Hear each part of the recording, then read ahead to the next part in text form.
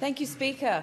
I recently co-hosted a community forum with the member for Pittwater, Jackie Scrooby, to discuss the evolving use of e-bikes on the northern beaches of Sydney.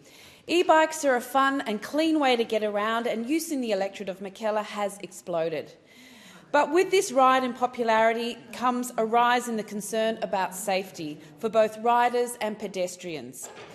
We heard directly from young riders, parents, police, pedestrians, e-bike retailers, transport experts, trauma physicians and school principals about the growing use of e-bikes. 14-year-old local Tilly shared how her e-bike has given her independence, allowing her to explore her community, connect with friends and get to school on time. This sentiment was echoed in the Northern Beaches Council Youth Survey, which found that for young people aged 12 to 17, transport is their second most important issue. We also heard from pedestrians who are fearful for their safety on footpaths. This is particularly acute for people with hearing and vision impairments.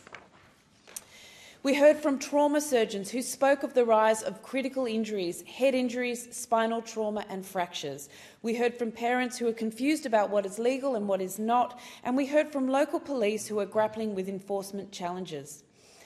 Pedestrians are fearful of being hit by speeding bikes, riders are fearful of being hit by a car, and drivers are fearful of hitting a rider.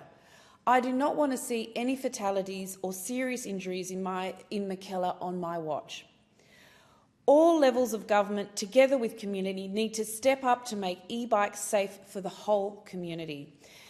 At the federal level, the problem is that currently e-bikes do not have to meet any minimum safety or quality standards when being imported into the country.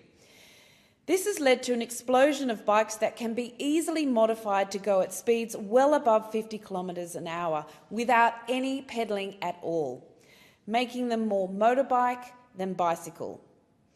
We also heard from a local bike retailer who has found when he's servicing the e-bikes that around 80% of bikes have been modified in this way to exceed legal speed limits. A legal e-bike is one where the electric motor only assists the rider when they are pedalling and cuts out at 25 kilometres an hour. That's why this week I tabled the Safer E-Bikes Bill 2025 that legislates or would legislate a national standard for the importation of e-bikes, ensuring that only compliant, safe devices enter the country. E-bikes are a clean, accessible and empowering form of transport, but we must act now to make sure that they are safe for both riders and pedestrians alike. Thank you.